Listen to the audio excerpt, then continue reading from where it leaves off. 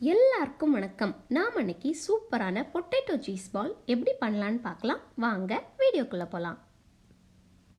First நான் 3 உருளைக்கிழங்கு எடுத்துருக்கேங்க. அதை நல்லா வேக வச்சுட்டு தோலை மட்டும் எடுத்து வச்சுக்கலாம் தனியாக. அப்புறமா அதை ஒரு பவுலில் போட்டுட்டு நல்லா மசிச்சு எடுத்துக்கோங்க.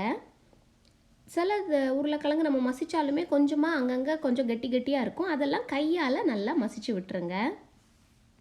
இதில் அரை ஸ்பூன் கார்லிக் பவுடர் சேர்த்துக்கலாம்.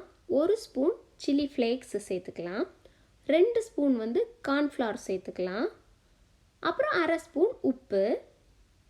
இதெல்லாம் சேர்த்துட்டு கையில் கொஞ்சமாக தண்ணி எடுத்துக்கோங்க.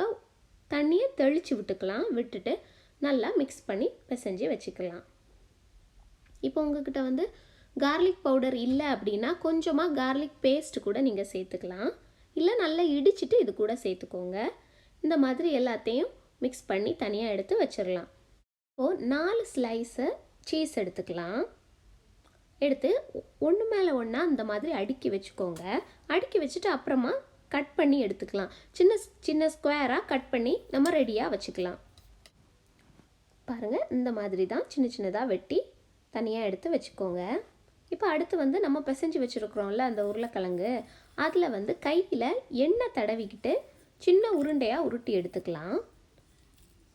உருட்டினதுக்கு அப்புறமா அதுக்கு நடுவில் நம்ம சீஸ் வெட்டி வச்சுருக்குறோம்ல, அதுலேருந்து ஒரு பீஸ் சீஸ் எடுத்து உள்ளே வச்சுட்டு நல்லா மூடி எடுத்துக்கலாம்.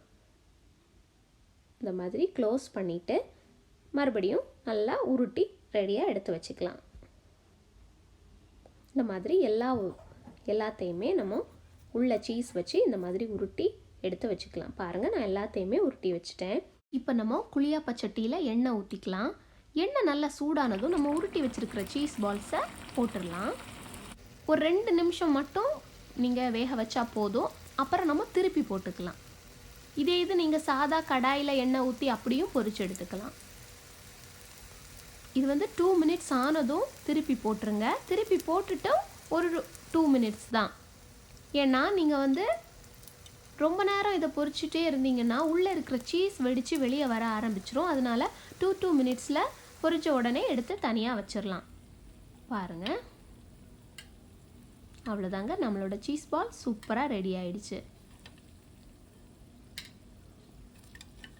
நீங்கள் இந்த மாதிரி குழியாப்ப சட்டியில் பண்ணும்போது நமக்கு எண்ணெய் கம்மியாக செலவழியும். இப்போ நம்ம பெரிய கடாயில் எண்ணெய் ஊற்றி இதெல்லாம் பொரிச்சு எடுக்கிறோம் அப்படின்னா நமக்கு நிறைய எண்ணெய் ஆகும்.